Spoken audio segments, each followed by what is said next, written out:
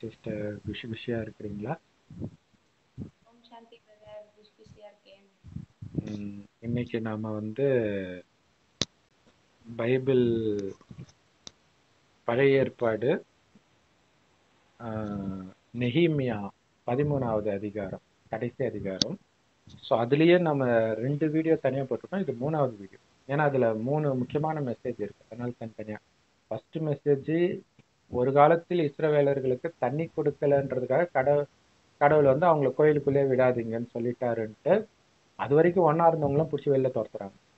அந்த புக்கில் போட்டு இருந்துச்சு. ஸோ இதை பார்க்கும்போது ஒரு அநியாயம் மாதிரி இருக்கும். அதுக்கு என்ன காரணன்றதை நம்ம சொல்லியிருந்தோம். அடுத்தது, போன தடவை பரிசுத்த நாளில் வேலை செய்யக்கூடாது. இப்போ வேலை செஞ்சா தண்டனை. ஆக்சுவலாக வேலை செஞ்சோன்னா, ஞாயிற்றுக்கிழமை வேலை செஞ்சோன்னா மோசஸ் கொலையே பண்ணுவான், மலையில இருந்து தள்ளிடுவான். ஒரு வயதானவர் விறகு வெட்டிட்டு இருக்கும்போது அப்போ அவனுக்கு சாப்பாட்டுக்கு அது முக்கியம் தானே இல்லையா? அதனால தானே அவன் விறகு வெட்டுறான் அந்த தள்ளாத வயசுல. அவனை போய் தள்ளுறானே, இதெல்லாம் நமக்கு மனசு நெருடலாக இருக்கும். அப்ப அதுக்கு பின்னாடி உள்ள ரகசியம், இறைவன் நினைவில் வேலை செய்யுங்கன்னு அர்த்தம், வேலை செய்யாதீங்கன்னு அர்த்தம் இல்லை. இவங்க பாதியை மட்டும் பிடிச்சிட்டு மீதி பாதி கட் ஆயிடுச்சு பைபிள்ல, பிரிண்டிங் மிஸ்டேக்கு. அதுக்கு எவ்வளவு பெரிய வெறுப்பு சம்பாதிச்சுட்டாங்க இல்லையா? ஸோ அதுக்கு பேர் கர்ம யோகம் இல்லையா? இறைவன் நினைவுல காரியம் செய்ய கத்துக்கணும். அதுக்கு இறைவன் எப்படி இருக்காருன்னு தெரியணும். ஸோ அதுதான் நம்ம சொல்றோம், இறைவன் நட்சத்திரம் மாதிரி இருக்காரு செம்பொன் நிறமான ஒளி உலகத்துல. ஆத்மாக்களாகிய நாமளும் அங்கதான் இருக்கிறோம், அதுதான் உயிர்னு சொல்றோம். உடம்புல வரும்போது பூர்வ மத்தியில இருக்கிறோம். முதல்ல இந்த பூமி சொர்க்கமா தான் இருக்கும். அங்க ஆத்மான்ற உணர்விலே இருந்ததுனால்தான் காமம், கோபம், பற்று, பேராசை, அகங்காரம் இல்லாம பரிசுத்தமாகவே இருந்தோம். அததான் இயேசு சொல்லும்போது, எங்க அப்பாவுடைய பரிசுத்தமான வீட்டை விபச்சார விடுதி ஆக்கிட்டீங்களேன்ற. ஏன்னா சொர்க்கம் சிவாலயம்ன்ற. இந்த கடவுளைத்தான் சிவன் இந்துக்களும், பரமபிதான் கிறிஸ்தவர்களும், அல்லான்னு முஸ்லீம்னு சொல்றாங்க. கடவுள் ஒருத்தர் தான். அவர் உருவாக்குற சொர்க்கம் அவ்வளவு பரிசுத்தமா இருக்கும். கணவனும் மனைவியும் நமக்கு வாரிசு வேணும்னு நினைக்கும் போது மனைவி கர்ப்பம் அடைவாளே தவிர காமம்னா என்னன்னே தெரியாது யாருக்குமே. சின்ன சலனம் கூட ஆகாது, அவ்வளவு பரிசுத்தமா இருந்தாங்க. ஸோ அப்படி பரிசுத்தமா இருந்தவர்கள் இப்ப காரணம் ஆத்மான்ற உணர்வுல இருந்தது. அதனால ஆனந்தம் இருந்துகிட்டே இருக்கும் ஆத்மாவிலே. வெளி உலகத்தை நம்பி இருக்காது ஆனந்தமும் அமைதியும். அது இல்லாம அளவற்ற செல்வம் இருக்கும், சிங்கமும் பசுவும் ஒன்னா தண்ணி குடிக்கும், எல்லாமே இருக்கும். ஆனா 2500 வருஷம் கழிச்சு இதே பூமி நரகம் ஆகுது. காரணம் ஆத்மான்றது மறந்து உடம்புன்னு நினைக்கிறதுனால புலன் இன்பத்துக்கு அடிமையாகிறாங்க. அதனால காம, கோபம், பற்று, பேராசை, அகங்காரன்ற சாத்தான் வந்துடுது நமக்குள்ள, வெளியில இருந்து வரல. சோ இந்த குணத்தை அதனால செய்த பாவத்தினாலதான் இன்னைக்கு நோய்கள், இயற்கை சீற்றம் எல்லாம். சோ இதுல இருந்து தப்பிக்கிறதுக்கு தான் இறைவன் வழி சொல்றார், மீண்டும் என்னை நினைவு பண்ணிக்கிட்டே இருங்க, தூய்மை ஆயிடுவீங்க அப்படின்ட்டு. சோ இதுதான் இறைவனுடைய ஒரிஜினல் ஞானம். அது மதங்கள்ல வரும்போது இதுல அங்கங்க கொஞ்சம் கொஞ்சம் எடுத்து வர்றதுனால ஒண்ணுமே புரியாது. அதுவும் கதை ரூபத்துல வரும்போது நமக்கு இந்த கொடூரமாக இருக்கிற மாதிரி இருக்கும். அப்ப இந்த கடைசி நேரம் கடவுள் வேலை செய்யாம இருக்க சொல்லல, இறைவன் நினைவுல வேலை செய்யுங்க. இறைவன் நினைவுல இருந்து மற்றவர்களுக்கு ஞானத்தையும் கொடுங்க. இறைவனை நினைக்கிறது தான் ஞானம். ஏன்னா கடவுள் எப்படி இருக்காருன்னே தெரியாதே.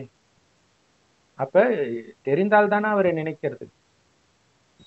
எந்த மதத்திலுமே சொல்லப்படல கடவுள் எங்க இருக்காரு, எப்படி இருக்காரு, அவரை நினைத்தால்தான் ஆத்மால இருக்கிற பாவம் அழியும், நாம ஆத்மா உடம்பு கிடையாதுன்னு சொல்லல. இதெல்லாம் இப்பதான் இறைவன் சொல்ற. இப்ப இந்த ஞானத்தை கடவுள் கொடுக்கிறாரா? யாரெல்லாம் பக்காவா தூய்மை ஆகுறாங்களோ அவங்க சொர்க்கத்தின் ஆரம்பத்திலே பிறப்பாங்க. கொஞ்சம் கம்மியா இருந்தா கொஞ்சம் லேட்டா பிறப்பாங்க. ஞானத்தையே எடுக்கல, எங்க மதத்துல இப்படி எல்லாம் சொல்லல, காமத்தை விட கருமீனை விட எல்லாம் சொல்லல அப்படின்றவங்க, அந்த மதங்கள், எல்லா மதங்களும் நரகத்துலதான் வருது, சொர்க்கத்துல எந்த மதமும் இருக்காது. அங்க கடவுளையும் வணங்க மாட்டாங்க. ஏன்னா துக்கம் இருந்தாதான் கடவுளையே நினைப்போம். ஸோ அப்ப எந்த மதத்தை பிடிச்சிட்டு இருக்கிறாங்களோ அந்த மதம் வந்த பிறகுதான் அவங்களே பிறப்பாங்க. ஸோ எல்லா மத ஸ்தாபகர்களும் கடுமையான வேதனையை அனுபவிச்சதாதான் அந்த மதத்தின் வேதங்களே சொல்லுது. அப்ப அதை ஃபாலோ பண்ணா அதுல இருந்து காப்பாத்ததான் கடவுள் வந்திருக்கிறாரு. பரலோகத்தில் இருக்கும் பரமபிதா வந்திருக்கிறார். இயேசுவை பிடிச்சிட்டு பரமபிதா விட்டுறாங்க, நபியை பிடிச்சிட்டு அல்லாவை விட்டுறாங்க. ஸோ இப்ப கடவுளை பிடிக்கணும். கோடியில ஒருத்தர் தான் பிடிப்பாங்க. ஏன்னா கடவுளை பிடிக்கிறது ஒண்ணு, அவருடைய வழிப்படி நடக்கிறது இல்லையா? காமம், கோபம், பற்று, பேராசை, அகங்காரம், உலகியல் இன்பத்தெல்லாம் தூக்கி கடாசணும். அப்பதான் சொர்க்கம் கிடைக்கும். ஏன்னா அப்படி பரிசுத்தமானவர்கள் தான் வருவாங்க. அப்படி பரிசுத்தமாக்குறதுடைய நினைவு தான் பரிசுத்த நாள். ரமலான் நோன்பு, புரட்டாசி மாதம் இப்படின்னு எல்லா மதத்திலும் சொல்லப்படுறது இந்த கடைசி 100 வருடத்துடைய நினைவு. இப்ப சொர்க்கத்துல காமம்னா என்னன்னே தெரியாது. நரகத்தில் வரும்போதுதான் மனைவியை அப்படி பார்ப்பான், அழகா இருக்கிறாள் அப்படின்னு தோணும். இதுதான் முதல் காமம். அப்பதான் அவனுடைய மனம் கொஞ்சம் அதோடைய, இப்ப நம்ம சின்ன வயசுல அப்படித்தானே கொஞ்சம் கொஞ்சம் கொஞ்சமா அந்த சலனம் வந்து வந்து வந்துதான் இப்ப காமத்துக்கு வரும். அது இன்னும் கொஞ்சம் அதிகமா போறவன் கற்பழிப்புக்கு போறான். ஆபாச படங்கள் இதெல்லாம் பார்த்து பார்த்து மைண்டு கரெக்டாகி அந்த ஸ்டேஜுக்கு போயே தீரணும். தடுக்கலன்னா அதை தடுக்குதான் இறைவன் வந்திருக்கிறார். என் நினைவுல இருந்து காமத்தை வெல்லு. கணவன் மனைவி இடையில இருக்கக்கூடிய காமம் கூட தவறுதான். ஸோ அதை வெல்வதற்கான யுக்தி தான், நீயும் என்னுடைய குழந்தை தான், உன் மனைவியும் என்னோட குழந்தை தான். அப்ப ஒரு அப்பாவுடைய குழந்தை சகோதரன் சகோதரி தானே, அதுவும் உன்னை ஏமாத்திடுது. அதனால சகோதரன் சகோதரன்னு புரிஞ்சுக்கோ. எப்படி? உடலால இல்ல, ஆத்மாவால. நானும் ஆத்மா, எனக்கு உடம்பு கிடையாதுன்னு நினைச்சுக்கோ, செத்துட்டேன்னு நினைச்சுக்கோ. அதே மாதிரி மனைவியை பார்த்தாலும் ஆத்மான்னு பாரு, உடலை பார்க்காதன்ற. யாரை பார்த்தாலும் ஆத்மான்னு பாரு. அந்த சக்தி வர்றதுக்கு தான் பரமாத்மாவை நினைச்சுக்கிட்டே இருக்கணும். ஏன்னா அவருக்கு உண்மையிலே உடம்பு கிடையாது. அதனால அவரை பார்த்து உங்களுக்கு எதுவும் ஆக போறது இல்லை. ஏன்னா இப்ப வந்து இயேசுவை பார்த்தால் எனக்கு காம உணர்வு வருதுன்றது உலக அளவுல நிறைய பேர் இன்டர்நெட்ல பதிவு பண்ண ஆரம்பிச்சுட்டாங்க. பெண்கள் நம்ம ஊர்ல அதே மாதிரி பெண்கள் வந்து கிருஷ்ணர் இவங்கெல்லாம் பாத்தீங்கன்னா அப்படியே 6 பேக்கோட தானே செதுக்குறாங்க. அவங்களும் அரை நிர்வாணமா தான் இருக்கு. அதை பார்த்தால் எனக்கு காம உணர்வு வருதுன்றாங்க. சோ சிவனை பார்த்தால் வராது. அதுக்கும் சிவலிங்கத்துக்கு கெட்ட அர்த்தத்தை கொடுத்துட்டாங்க. சோ அதனால கரெக்டா ஒளிப்புள்ளியாக நீங்க நினைக்கணும். அவர் வந்து என்னை குப்பை மாதிரி இருக்கிற என்ன சொர்க்கத்துக்கு அழைச்சிட்டு போறார் பரமபிதா அப்படின்ட்டு அவரை நினைக்க அந்த அன்பு வரும். அவர் கொடுக்குற ஞானத்தையும் கேட்கணும். அது பிரம்மகுமாரிகள் ராஜயோக தியான நிலையத்தின் மூலமாக முற்றிலும் இலவசமாக கொடுக்கப்படும். சோ இப்ப சொர்க்கத்துல காமம்னா என்னன்னு தெரியாது, நரகத்துல காமம் வருது. பட் இருந்தாலும் சொர்க்கத்தில் ராஜாவுக்கு பிறக்கிறவங்க தான் ராஜா, வேலைக்காரங்களுக்கு பிறக்கிறவங்க வேலைக்காரங்க. அங்க வந்து ஏன் இவன் மட்டும் இருக்கணும் அந்த மாதிரி இப்ப யோசிக்கிற மாதிரிலாம் யோசிக்க மாட்டான். அதனாலதான் அது சொர்க்கமா இருக்குது. ஆனா எல்லாருக்கும் அளவற்ற செல்வம் இருக்கும். பட் இருந்தாலும் யார் யார் எந்தெந்த குடும்பத்தில் பிறந்தாங்களோ அந்தந்த தொழிலை பண்ணுவாங்க. ஏன்னா எல்லா வேலையும் நடக்கணும் இல்லையா. ஆனால் நரகத்தில் வரும்போது என்ன ஆகுது அப்படின்னா, ஃபர்ஸ்ட் மனைவி மீது காமம் வரும். அப்படியே கொஞ்சம் கொஞ்சம் அப்பெல்லாம் நிறைய வேலைக்காரங்களும் இருப்பாங்க. பட் ஆனா மனைவி ஸோ அவங்க தொழில் செய்யறவங்க அவங்களதான் கல்யாணம், அதுதான் பிற்காலத்துல ஜாதி ஆகுது. அங்க ஜாதின்னு சொல்ல மாட்டாங்க, பட் ஆனா அவங்களுக்குள்ளதான் கல்யாணம் பண்ணுவாங்க. இங்க பிற்காலத்துல ஜாதி ஆகுது, அந்த ஜாதிக்குள்ள கல்யாணம் பண்றது இருந்துச்சு. அப்ப என்ன ஆகுனா, அவங்களுக்கு நம்ம ஜாதியில ஒரு பொண்ணை பார்க்கும் பொழுதுதான் சலனம் ஆகும். மற்றவர்களை பார்க்கறத பாவமா நினைப்பாங்க. எல்லாருமே எல்லா ஜாதிக்காரங்களுமே பார்க்க மாட்டாங்க. ஆனா அந்த காமம் அதிகமாக ஆக ஒரு டைமுக்கு அப்புறம் அந்த பணக்காரர்களுக்கும் நிறைய வேலைக்காரர்கள் குறிப்பா ராஜாவுக்கெல்லாம் இருக்கும். அப்ப நிறைய மனைவியும் திருமணம் பண்ணுவாங்க, வேற நாட்டு ராணி அந்த மாதிரி தான். இங்க எத்தனை வேலைக்காரிகள் இருந்தாலும் அவங்க தப்பா பார்க்க மாட்டாங்க, அவங்க ஸ்டேட்டஸ்க்கு ஏற்ற மாதிரி தான் பார்ப்பாங்க. ஆனா ஒரு டைமுக்கு அப்புறம் காமத்தின் போதை உச்சிக்கு ஏறும்போது என்ன ஆகுதுன்னா, அவனுடைய பார்வை வேலைக்காரி பின்னாடியும் போகுது. ஸோ அப்பதான் பாவம் செய்ய ஆரம்பிக்கிறான். ஸோ அதுதான் வேலைக்காரி. அடுத்தது காமத்திற்காக இப்ப வேற ஒரு ஜாதி பெண்ணை திருமணம் பண்ண வேண்டிய அவசியம் என்ன? எனக்கு தெரிஞ்ச ஒரு பிரதருக்கு வந்து பொண்ணே கிடைக்கல ரொம்ப வருஷம். ஆனா அவங்க வந்து கம்பெனி வச்சிருக்கிறாங்க, அவ்வளவு அழகான பெண்கள்லாம் வருவாங்க, செம்ம வெள்ளை வெள்ளையர்லாம் இருப்பாங்க. அப்ப நான் சொன்னேன், உங்க கம்பெனில வரவங்களே யாராவது கல்யாணம் பண்ணிக்க வேண்டியதானே, நான் என்ன அவ்வளவு கேவலமாவா போயிட்டேன் அப்படின்றான். ஸோ அப்ப அது வந்து அவங்களை தூய்மையா வச்சிருக்குது பாருங்க இல்லையா. இன்னொருத்தரை லவ் பண்றது கேவலம், அவனும் லவ் பண்ணி இருக்கிறான், ஆனா அவங்க ஜாதி பொண்ணதான் லவ் பண்ணி இருக்கிறான். அப்ப அதனால அந்த சமுதாயம் கெட்டு போகாம இருக்குது பாத்தீங்களா. ஏன்னா அவன் பொண்ணு அவன் ஜாதி பொண்ணு அவன் லவ் பண்ணி ஒருவேளை காமத்திலே ஈடுபட்டாலும் கல்யாணம் பண்ணி வச்சிருவாங்க. மற்ற ஜாதியின் போதுதான் பிரச்சனை வரும். இப்பவும் இதெல்லாம் இப்ப நடக்கிற விஷயங்கள் இப்பயும் இருக்குது. அது அப்படிதான் ஒரு காலத்துல இருந்தது. அப்ப வந்து அவங்க இன்னொருத்தரை பார்க்கணும்ன்ற எண்ணமே இருக்காது. அதுதான் அங்க முக்கியமான விஷயமே இல்லையா. தன் ஜாதி பெண்ணையுமே பார்க்க மாட்டான், அது பெரியவங்க தான் பார்ப்பாங்க. இந்த பொண்ணு நல்லா இருக்கிறா, குணத்துல நல்லா இருக்கிறா, அழகாவும் இருக்கிறா, நம்ம ஸ்டேட்டஸ்க்கு ஈக்குவலா இருக்கிறா அப்படின்னு அவங்க தான் பேசி முடிவு பண்ணுவாங்க. சமீப காலம் வரைக்கும் அப்படிதான் இருந்துச்சு, இப்பவும் சில இடங்கள் அப்படி இருக்குது. ஆனால் போக போக என்ன ஆகுது, யாரை பார்த்தாலும் திருமணம். சினிமா தான் கெடுக்கிறதுக்கு வந்துருச்சு இல்லையா. இந்து கிறிஸ்டின் லவ், இந்து முஸ்லீம் லவ், இந்த மாதிரி வந்துருச்சு. ஜாதி வித்து ஜாதி லவ். இவங்க வெட்டிக்கும் போது அவனை வந்து காப்பாற்ற போறான், அதை பார்த்துட்டு இவங்களும் கெட்டு போயிடுறாங்க. ஆணவ படுகொலை அது இதுன்றான். ம். மதம் மாற்றி ஜாதி மாத்தி திருமணம் செய்தால் பிரச்சனை வரும்னு தெரியுது. தெரிந்தும் விழறாங்க. தெரியுது. ம். தெரிஞ்சும் அத தில்லுன்ட்டு பண்றாங்க. இது பலவீனத்தின் அறிகுறி தானே. அதுவும் எப்ப பண்றாங்க? ஸ்கூல் படிக்கும்போது. படிக்கிறதுக்கு தானே அங்க அனுப்பிச்சாங்க. அதனால ஸ்ட்ரிக்டா இனிமேல்ட்டு பாய்ஸ் ஸ்கூல் கேர்ள்ஸ் ஸ்கூல்னு பிரிச்சாலும் ஆச்சரியப்படுறதுக்கு இல்ல. ஏன்னா குழந்தைங்களே கெட்டு போயிடுறாங்க. மேக்ஸிமம் இப்ப இருக்கு பிரதர். இருந்துமே தவறு செய்றவங்க செய்யத்தானே செய்வாங்க. சுயமாற்றத்தை ஏற்படுத்தினாதான் உலக மாற்றத்தை ஏற்படுத்த முடியும். இததான் பகவான் சொல்றாரு. கண்டிப்பா. சோ அப்ப ஆஹ், அப்ப ஏன் அவன் லவ் பண்றான்? அப்ப அவன் அவன் வந்து பாக்குறான் அந்த ஸ்கூல்ல யாரு அழகான பொண்ணு, அது கிட்ட புத்தி போகுது. அது என்ன ஜாதி மதம் அதை பத்திலாம் எனக்கு கவலை இல்லை, நான் அதை அடையணும். ஆக்சுவலா நிறைய பேருக்கு அழகா இருக்கிற பொண்ணு பிடிக்கும், ஆனா வெளிப்படுத்த மாட்டாங்க. வாத்தியாரு மனசே கூட சலனமாகும், அதுக்காக போய் சொல்லிட்டா இருப்பாங்க, ஆனா இப்ப சொல்றாங்க. ஸோ அப்படி இல்லாமல் அவங்க பட்டு பொண்ணுக்குமே ஆசை இருந்தாலும் வெளில சொல்ல மாட்டாங்க. முதல்ல இருக்காது ஆசை, அதுக்கப்புறம் ஸ்லைட்டா வர ஆரம்பிக்குது, அப்பயும் சொல்ல மாட்டாங்க. ஒரு டைம்ல என்னாச்சு, பையன் ப்ரப்போஸ் பண்ண வந்தாலும் பெண்கள் ரிஜெக்ட் பண்ணிக்கிட்டே இருப்பாங்க. இப்ப முதல்ல அவன் ப்ரப்போஸ் எல்லாம் பண்ணல, பார்த்தாலே விழுந்துடுறாங்க, இவங்களே போய் சொல்லிடுறாங்க. அந்த அளவுக்கு ஆயிடுச்சு இன்னைக்கு உலகம், அவ்வளவு மோசமாயிடுச்சு.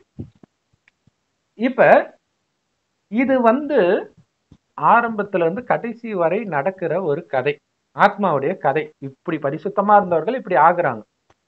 அது நம்ம ஒரு வாழ்க்கையிலே அதை பார்க்கலாம். நம்மளுடைய வாழ்க்கையிலே ஆரம்பத்துல இருந்து எப்படி கொஞ்சம் கொஞ்சமா மனம் மாறிச்சு. ஆனா இது மொத்தமா மாறதுக்கு 5000 வருஷம் ஆச்சு.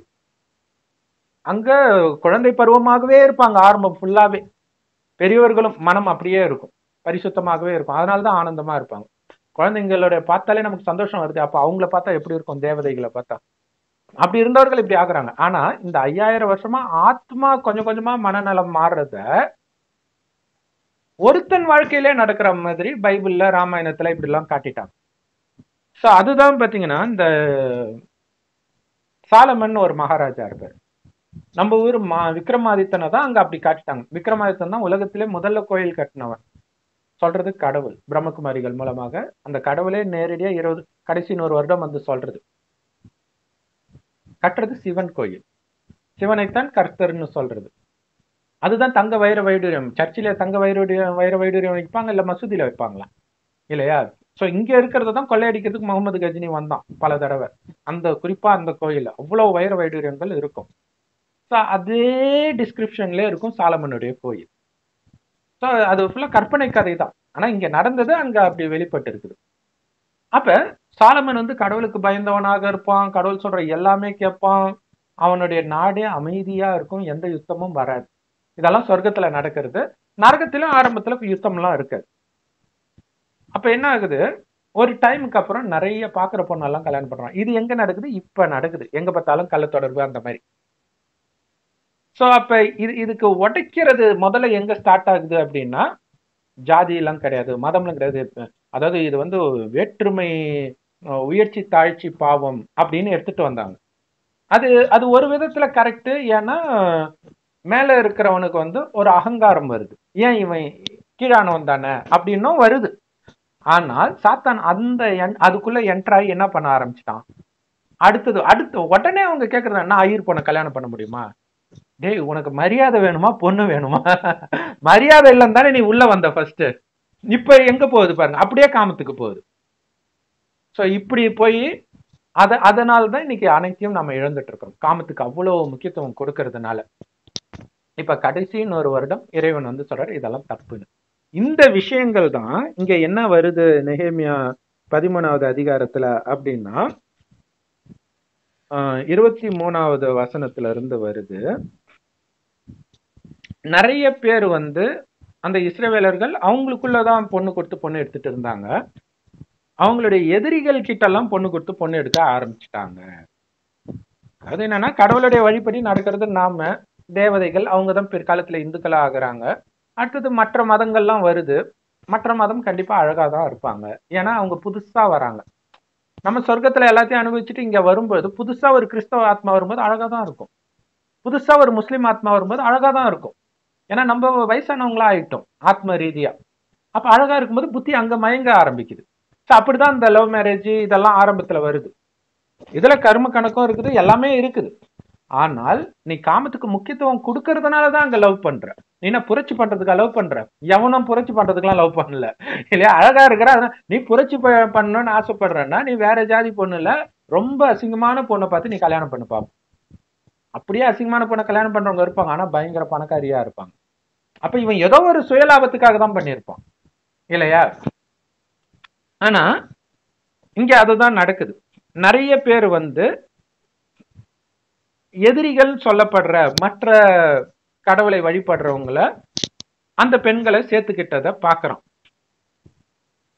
பாதி பேர் அவங்க பாஷையை பேச ஆரம்பிச்சுட்டாங்க, யூத பாஷை பேசுறதுக்கு பதிலாக. திருமணம் பண்ணா அப்படி நடக்கும் இல்லையா? ஏதோ ஒரு பாஷை தானே பேசுவாங்க. சோ அதனால இவனுக்கு கோபம் வருது. பாருங்க, கடவுள் சபிக்கிறாரு இந்த மாதிரி பண்றதுக்குன்ட்டு அவங்களுடைய முடிய பிடிச்சி பிச்சாரம். சோ கேட்கறதுக்கு நமக்கு காமெடியா இருக்கும், என்னடா இப்படி பண்றாரு அப்படின்ட்டு. அப்புறம் சொன்னாராம், உங்க குமாரத்திகளை அவங்களுக்கு கொடுக்காமல், உங்க குமாரத்திகளை அவங்க குமாரருக்கு கொடுக்காமலும், அவங்க குமாரத்திகள்ல நீங்களும் கல்யாணம் பண்ணக்கூடாது, உங்க பிள்ளைக்கும் கல்யாணம் பண்ணக்கூடாது. அப்ப பாருங்க, நீங்களும் கல்யாணம் பண்றது அனுமதிக்கிறாங்க. பையனுக்கு கல்யாண வயசு ஆனாலும் இவரும் பண்ணிக்கலாமா?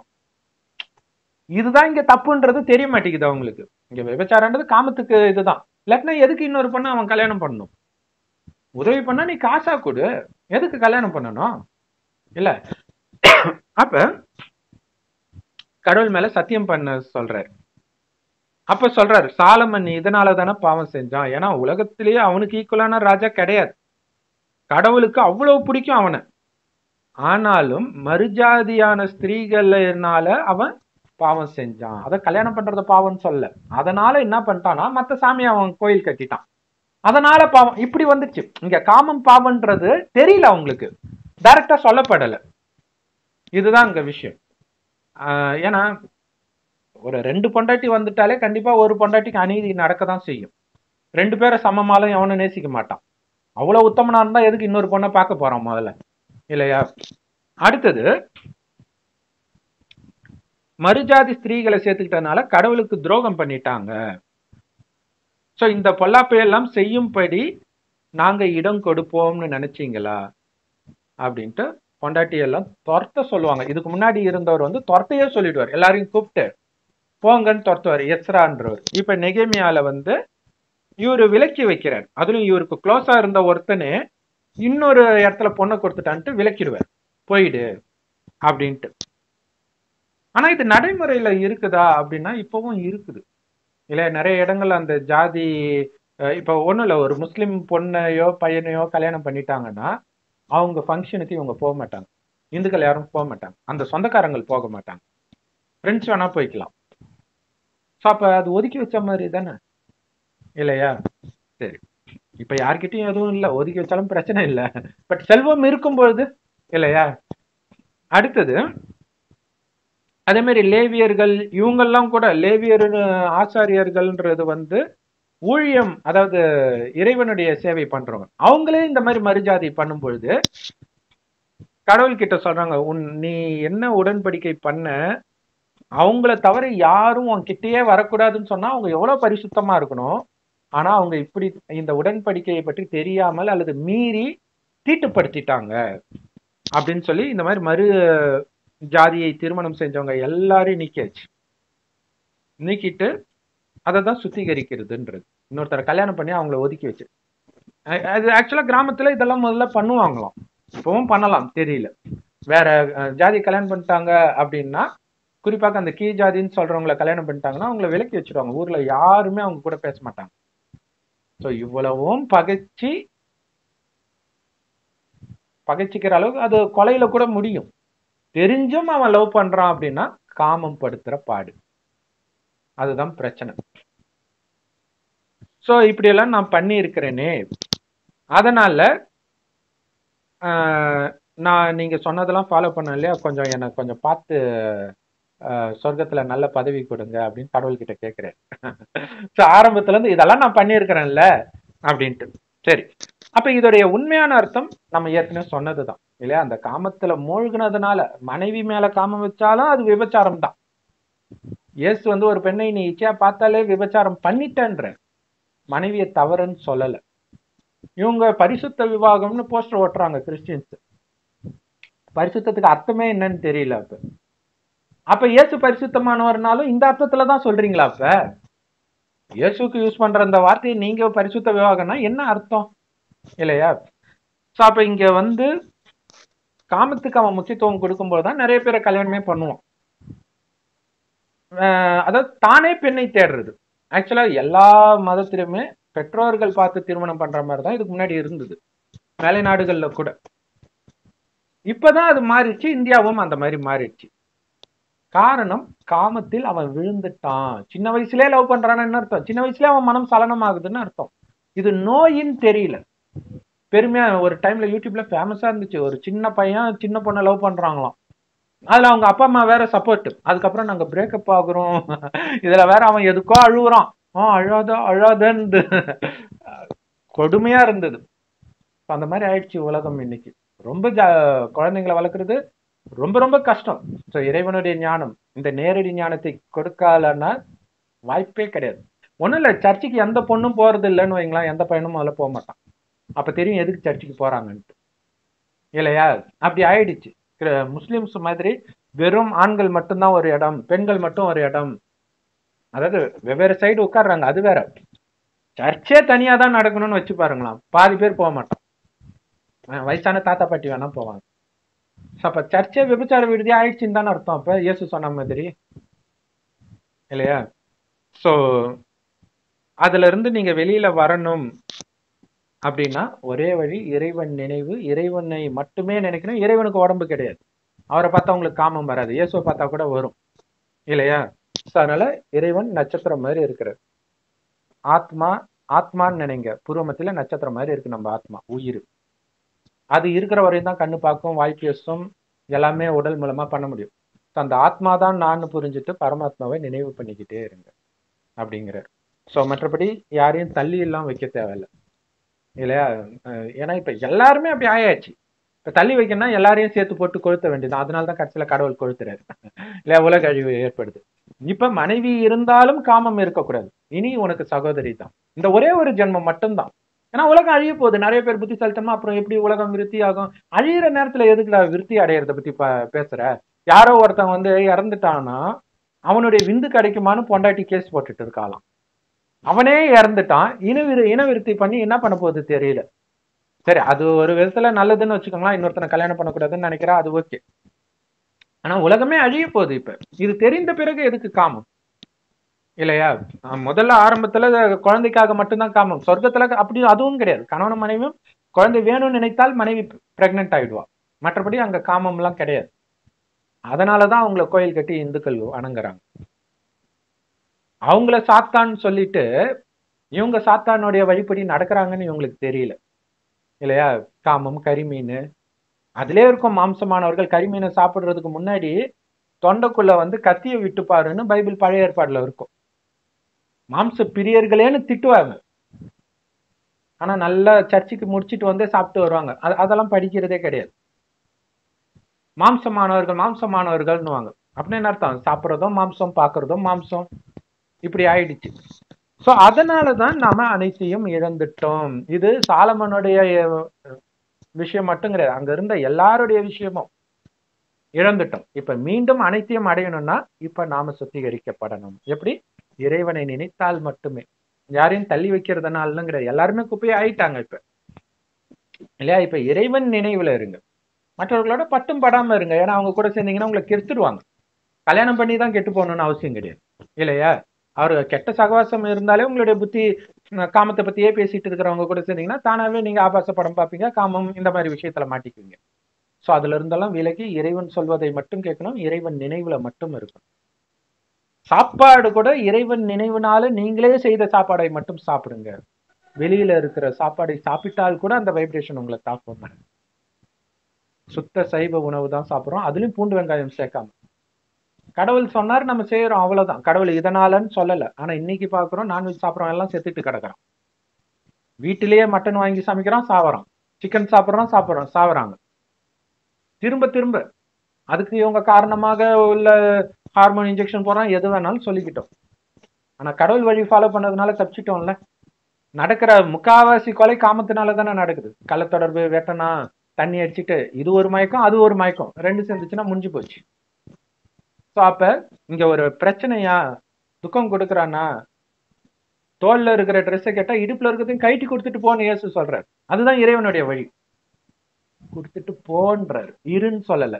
ஏன்னா அவனுடைய பேராசை எங்க நீ திருப்பி கேட்டுருவியோன்னு நினைச்சு வந்து கொலை பண்ணாலும் பண்ணுவான். இது ராமாயணத்துல அழகா இருக்கும். ராமாயணத்தை ராஜ்யத்தை விட்டு துரத்திடுறாங்கல்ல ராமரை, அவர் போயிடுறாரு. அப்புறம் தேடி கண்டுபிடிச்சு வராங்க. பரதன்லாம் நீங்க ஆட்சி எடுத்துக்கோங்கன்னு சொல்லதான் வராங்க. ஸோ கதைப்படி அப்படி இருந்தாலும் பெரும்பாலும் அப்படி விட்டுட்டு போறவங்கள எதுக்கு வருவாங்க? நீ விட்டுட்டு போயிட்டா போதாது தம்பி, சொத்தை எழுதி கொடுத்துட்டு போன்னுவாங்க இல்லையா? அதுக்குதான் வருவாங்க, அன்புலையா வருவாங்க. அப்ப அவர் என்ன பண்றாரு, இந்த இடம் தெரிஞ்சு போச்சு, மறுபடியும் வருவாங்க, வேற இடத்துக்கு போலான்னு பாரு. அப்ப நம்ம புரிஞ்சுக்கணும், கதையில ஒரு காரணம் சொன்னாலும் எந்த காரணத்தினாலலாம் அப்படி நடக்கும் இல்லையா? அப்பா இன்னொரு பொண்ணு பின்னாடி அலைஞ்சாருன்னா சொத்தை அதுக்கு கொடுக்கணும்னு பண்ணுவார். அல்லது கூட இருக்கிறவன் வந்து கூட பிறந்த சகோதரன் சகோதரி அபகரிக்கணும்னு நினைச்சா இது நடக்கும். அந்த எண்ணம் வந்துடுச்சா அதுக்காக என்ன வேணாலும் பண்ணுவாங்க. காமம் வந்தாலும் சரி, சொத்து மேல ஆசை வந்தாலும் சரி, விலகி ஓடுங்க அந்த இடத்த விட்டு. இததான் பைபிள் போதிக்குது. யாக்கோபுடைய அண்ணனுக்கு வந்து வெறி வந்துடும். ஆசீர்வாதம் வாங்கிடுவான் யாக்கோபு கடவுளுக்கு, சரி அவங்க அப்பா கிட்ட சாகுற நேரத்துல, சிரேஷ்ட புத்திர பாக்கியம். அப்ப சொத்து அவருக்கு போயிடும் போல இருக்கு. இதை தெரிஞ்சோடனே ஏசாவுக்கு கொலை வெறி வந்துடும். அவங்க அண்ணன் ஏசாயான்றவன் அவனை கொல்லணும்னு நினைப்பான். அப்ப அவங்க அம்மா கூப்பிட்டு சொல்லுவாங்க, அம்மா தான் ஐடியாவே கொடுப்பாங்க, அப்பா கிட்ட போய் ஆசீர்வாதம் வாங்கிட்டு வாடான்ட்டு. அவரு கண்ணு தெரியாது, அண்ணன் நினைச்சிட்டு ஆசீர்வாதம் கொடுத்துருவாரு. அது அதே மாதிரியே கரிமீன் செஞ்சு கொடுப்போம், அவங்க அம்மா செஞ்சு கொடுப்பாங்க. அண்ணனுக்கு உடம்பெல்லாம் முடி இருக்கும், அதனால ஆட்டுத்தோலை வந்து கையில போட்டுட்டு போவாங்க. தொட்டு பார்க்கும்போது தோல் இருக்கனால அண்ணன் நினைச்சிட்டு ஆசீர்வாதம் கொடுத்துருவாரு. நிஜமாலவே அண்ணன் கறி சமைச்சு எடுத்துட்டு வரும்பொழுது, இப்பதானே எடுத்துட்டு வந்த ஆசீர்வாதம் கொடுத்து, ஐயோன்ட்டு அப்ப தெரிஞ்சுக்குவான் தம்பி தான் வந்துட்டான்ட்டு.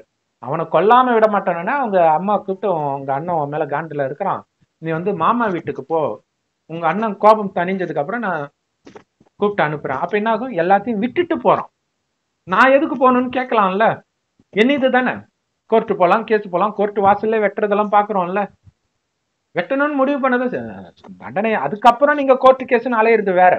அதுலயும் உங்களுக்கு தானே நஷ்டம் முதல்ல. அப்ப கடவுள் அனைத்தையும் விட்டுட்டு போக தயாரா இருங்கன்னு தான் கடவுள் சொல்றாரு. தவிர இந்த மாதிரி ஞாயிற்றுக்கிழமை வேலை செஞ்சு அவனை கொலை பண்ணு, ஒதுக்கி வையே, இதை கடவுள் சொல்ல. ஆனா நீங்க ஒதுங்கி இருங்க, அதை சொல்றாரு. ஏன்? குணம் கெட்டு போயிடக்கூடாதுன்ட்டு, குணத்தை வைத்து இல்லையா? சோ இறைவன் ஞானத்தை எடுத்தவர்களோட மட்டும் இருங்கள். மற்றவர்கள் எவ்வளவு நல்லவர்களாக இருந்தாலும் அவங்களுக்குள்ள என்ன ஓடிட்டு இருக்குன்னு உங்களுக்கு தெரியாது. அது வைப்ரேஷனை தாக்கும் இல்லையா? அவங்களுக்கு ஞானத்தை கொடுங்க. நல்லவர்களா இருந்தா எடுத்துக்க போறாங்க, எடுத்துக்க முடியலனாலே உள்ள ஏதோ விஷம் ஓடிட்டு இருக்குதுன்னு தெரிஞ்சு விலகிடுங்க. ஏன்னா நமக்கு இறைவனை நினைக்கிறதுக்கும் அந்த சொர்க்கம் எப்படியெல்லாம் இருக்கும்னு சொல்றாரு. தங்க செங்கற்களால் கட்டப்பட்ட மாட மாளிகை, ஆனா கதவு ஜன்னலே இருக்காது. ஏன்னா திருடுறதுனா என்னன்னே தெரியாது. ஆயிரக்கணக்கான வேலைக்காரர்கள் இருப்பாங்க, லாக்கர்ல எல்லாம் வைக்க மாட்டாங்க, எடுக்கணும்ன்ற எண்ணம் கூட வராது. அந்த மாதிரி பரிசுத்தம் ஆனால்தான் அங்க வருவீங்க. பரிசுத்தமா எப்படி ஆக முடியும்? இறைவனை நினைத்து இந்த காமம் கோபம் பற்று பேராசை அகங்காரம் உங்களுக்குள்ள இருக்கிறத அழிக்கிறதுனால, ஆடு மாடை பலி கொடுக்கறதுனால ஆக முடியாது.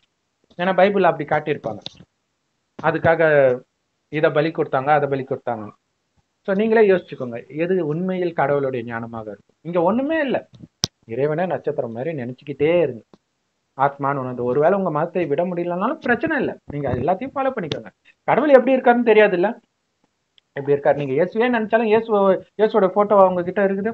இயேசுவா நடிச்சவனோட போட்டோ தான் இருக்குது. ஒரு நடிகனையா நினைச்சிட்டு இருப்பீங்க இல்லையா? சோ இறைவன் நட்சத்திரம் மாதிரி இருக்காரு, நீங்களும் அப்படிதான் இருக்கிறீங்கன்ட்டு அவரை நினைக்க போறாரு. அப்படி நினைத்தால்தான் கடைசியில உலகம் அழியறதுக்கு முன்னாடி நீங்க மேல போயிடுவீங்க, தண்டனை அனுபவிக்காம. இல்லைன்னா பயங்கர தண்டனையெல்லாம் அனுபவிச்சுட்டு போவீங்க, சொர்க்கத்துக்கும் வர முடியாது. ஆனா இறைவனை நினைச்சு உங்க குணத்தை மாத்திக்கிட்டீங்கன்னா சொர்க்கத்துக்கு வந்து சுகத்தையும் அனுபவிப்பீங்க. இல்லாட்டினா மேல போயிட்டு இதே பூமி நரகம் ஆகுற வரைக்கும் மேலே இருப்பீங்க. மீண்டும் நரகமான பிறகு உங்க மதங்கள் வந்த பிறகே வந்து மீண்டும் அதே துக்கத்தை அனுபவிப்பீங்க. சோ இதுதான் என்றென்றைக்கும் அவர்கள் நரக நெருப்பிலேயே இருப்பார்கள். யாரு? இறைவனை நிராகரித்தோர் அப்படின்னு குரான்ல இருக்கும். அது அவங்களதான் சொல்றாங்கன்னு அவங்களுக்கே தெரியல. ஏன்னா இறைவன் இப்பதான் வர்றாரு இல்லையா? இறைவன் ஒருவர் தான் அவங்க சொல்றாங்க, அல்லாஹ் ஒருத்தர் தான், கரெக்ட். அப்ப அவர் சொல்றது தானே கேட்கணும். அல்லாஹ் ஒருத்தர்னா மற்ற எல்லாம் மனிதர்கள்னு அர்த்தம். இப்ப மனித வழியை பிடிச்சிட்டு இருக்கிறாங்க. சோ இதைத்தான் நாம எல்லா மதத்தினருக்கும் செய்தியாக சொல்லிட்டு இருக்கிறோம். அதிர்ஷ்டம் உள்ளவர்கள் புரிஞ்சுக்குவாங்க. இறைவனுடைய நேரடி ஞானம் எல்லா பிரம்மகுமாரிகள் ராஜயோக தியான நிலையத்திலும் முற்றிலும் இலவசமாக கிடைக்குது.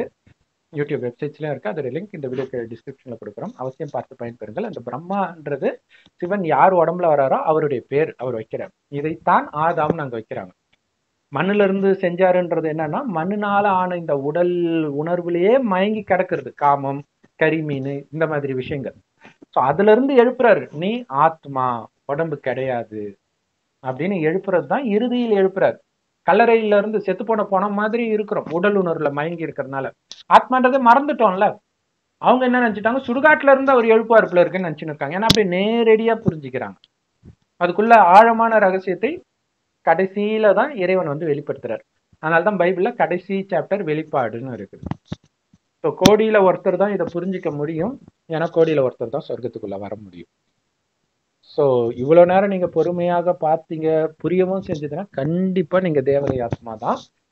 இப்போதைக்கு நீங்க வேற மதத்தை சார்ந்தவராக இருந்தாலும், ஏத்துக்க முடியாட்டினாலும் கொஞ்ச நேரம் ஆகும். ஏன்னா இதை உங்களால விடவும் முடியாது. ஏதோ ஒண்ணு இருக்குன்னு பிடிச்சி இழுக்கும். அப்ப புரிஞ்சுக்கலாம் நீங்க தேவதை ஆத்மா. ஏதோ ஒரு காரணத்தினால வேற மதத்துல நீங்க பிறந்திருப்பீங்க, அல்லது போயிருப்பீங்க, மாறி இருப்பீங்க. ஸோ திரும்ப வர்றதுக்கு டைம் எடுக்கும். ஓம் சாந்தி. தேங்க்ஸ் ஃபார் வாட்சிங். Thank you so much sister. நீங்க ஏதாவது சொல்ல விரும்புறீங்களா? No brother. ஓகே. ஓம் சாந்தி.